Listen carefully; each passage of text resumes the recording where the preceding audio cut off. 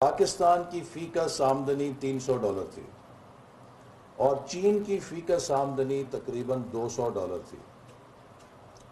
اور 2022 میں چین کی فی کس آمدنی $13,000 سے کچھ زیادہ ہے اور ہماری صرف $1,500 کے قریب ہے۔ تو چین اس عرصے میں $200 سے $13,000 فی کس آمدنی، جس کی آپ اندازہ جس کا تب کر سکتے ہیں کہ جب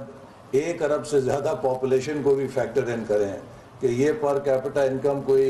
1.5 کروڑ انسانوں پہ نہیں تھی، انہوں نے 1 ارب سے زیادہ کی آبادی کی فی کس آمدنی کو $200 سے $13,500 یا $13,500 پہ لے کر گئے۔ تو this was by no means anything short of an economic miracle۔ اب چائنا جو ہمارا جغرافیائی طور پہ ملحقہ ملک ہے، ہم سے اتنا گہرا دوست ملک ہے،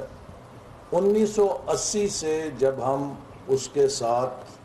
جڑے ہوئے ہیں، جب وہاں پہ یہ میریکل ڈینگ زیاؤ پنگ نے شروع کیا، تو پاکستان اس سے اتنا لا تعلق رہا کہ ہم نے کبھی کوئی کوشش نہیں کی سنجیدہ کہ اس اکنامک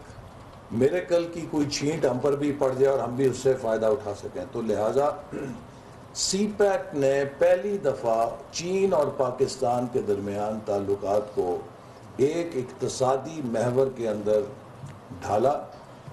اور جب ہم نے اس کے بنیادی خطوط طے کیے تو 1+4 فریم ورک جو بنا، اس میں پہلی چیز جس پر فوکس کیا گیا وہ پاکستان کا توانائی کا بحران تھا۔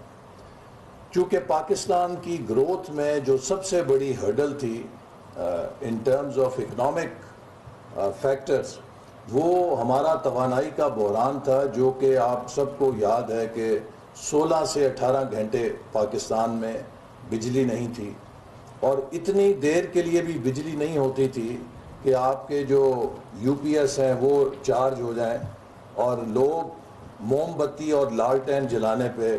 مجبور تھے، اور اخبارات میں یہ سرخیاں تھیں کہ پاکستان از بیک ان اسٹون ایجز، چونکہ لوگ آگ سے روشنی حاصل کر رہے تھے۔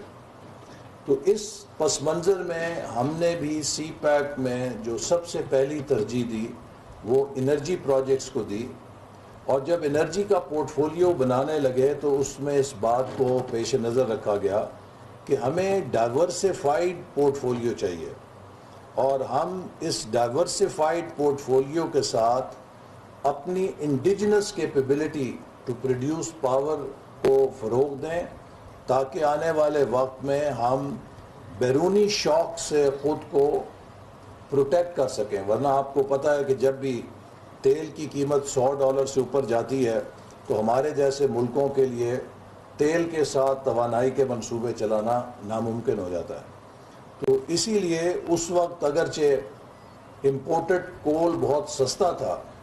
تو چند منصوبے امپورٹڈ کول پہ لگائے گئے تاکہ ہم تیل کے مقابلے میں سستے بجلی کے منصوبے لے کر آ سکیں، اور وہ اس لیے